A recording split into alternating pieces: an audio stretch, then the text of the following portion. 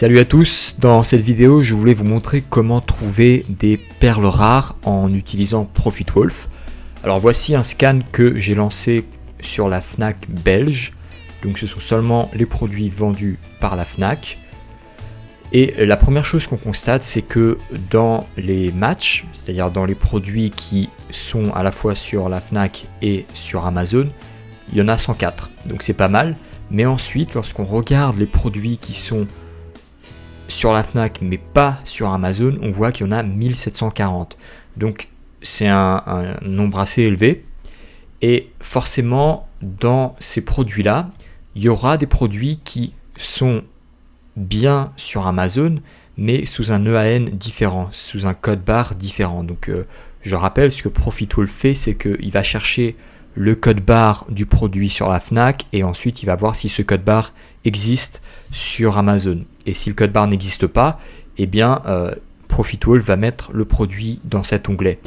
Là, ce qui se passe à mon avis, c'est qu'il y a beaucoup de produits qui ont des codes barres différents et qui sur la Fnac, eh bien, utilisent un code barre différent de celui sur Amazon. Donc pour trouver des perles rares, on peut certes soit se contenter des produits ici qui sont sur Amazon sous le même code barre, ça c'est la façon la plus rapide et la plus simple, mais il ne faut pas négliger ce deuxième onglet qui sont les produits qui sont détectés comme n'appartenant pas à Amazon. Mais je répète, il y en a forcément qui sont sur Amazon. Alors comment repérer les winners ici dans cet onglet, parce qu'on n'a pas le GraphKeepa? Eh bien c'est là qu'il faut faire appel à son esprit critique, il faut connaître un petit peu des niches, etc. Donc par exemple ici je vois qu'il y a du Playmobil, je sais déjà que ça se vend bien, donc ensuite on pourrait voir si ce produit là avec ce nom là est sur Amazon.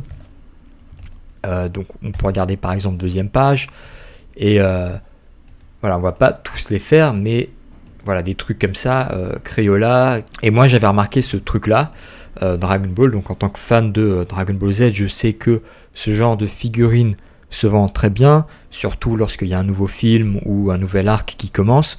Donc si on va sur la Fnac et qu'on ouvre ce lien, on voit que ce produit il est à prix adhérent toujours, puisque je recommande de prendre tous les abonnements de tous les sites, en tout cas les principaux, donc ça nous revient à 6,64. Et donc c'est du Bandai, donc c'est la marque officielle entre guillemets, donc je sais que ça va bien se vendre. On va voir, est-ce que ça c'est sur Amazon? Donc on va juste ouvrir Amazon. Et ici il faut taper le titre, donc figurine Dragon Ball Z. Et ensuite le nom de la marque, Bandai, et on va voir si on trouve quelque chose. Alors forcément on a plein d'offres, moi je regarde jamais les trucs qui sont sponsorisés.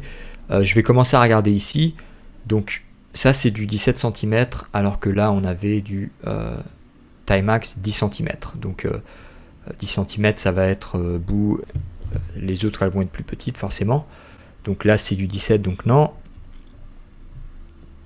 17 non, tu vois là c'est pas le même type de figurine, ça se voit que ça c'est une figurine de basse qualité. Là ça ressemble déjà plus, mais ça c'est du 17. Tac tac tac.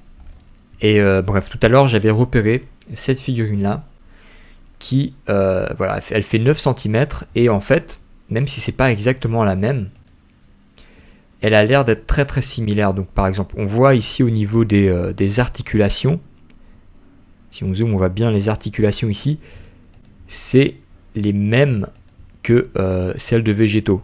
Voilà, on pourrait zoomer et regarder que c'est les mêmes. La pose, c'est la même aussi. Donc, tu vois, même le point, il est serré de la même façon.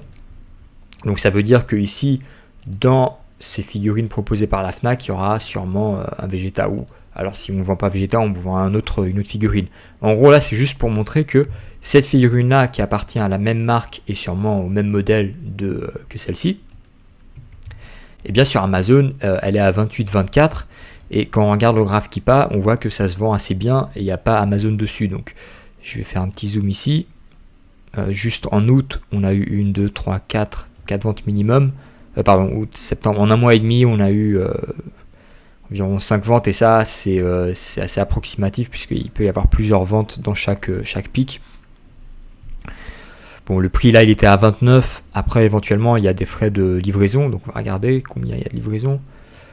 Voilà, 2,98€ de livraison, donc on arrive environ à 30€, donc ça veut dire que cette figurine là, expédiée depuis l'Allemagne, 9 cm, elle s'est vendue à 30€. Il y a quelqu'un qui a payé, il y a plusieurs personnes qui ont payé 30€ pour elle, alors que nous ici on l'achète à 6,64€. Donc voilà, c'est une bonne affaire. Ça, on peut soit faire du FBA, c'est-à-dire on achète ça en grosse quantité, en 10 unités par exemple, et vu que c'est petit, même plus peut-être une centaine, on verra, et on l'envoie à Amazon pour faire du FBA, ou alors on peut la mettre en dropshipping, donc on la liste ici, on l'ajoute à notre catalogue Amazon de dropshipping, à notre catalogue Profitwolf de dropshipping, et une fois qu'il y a de la demande, eh bien on l'expédie depuis la Fnac. Sachant que la Fnac, il va falloir rajouter un intermédiaire, puisque la Fnac, ils mettent les factures dans les colis, donc il va falloir qu'on aille chercher ça nous-mêmes. Donc, bref, c'est pas l'objet. L'objet ici, c'est de vous montrer que en utilisant ce deuxième onglet, eh bien, on peut trouver des perles rares. Donc, je vous encourage vraiment à faire ce travail supplémentaire, parce qu'au final, ça, c'est des trucs que les autres personnes, les autres utilisateurs du logiciel, ils vont regarder ça et ils vont pas regarder l'onglet produit pas sur Amazon, alors qu'il y a des vraies perles rares, des vrais winners à trouver dedans. Donc voilà, c'était tout pour cette petite vidéo. Je vous souhaite une bonne journée et à très bientôt.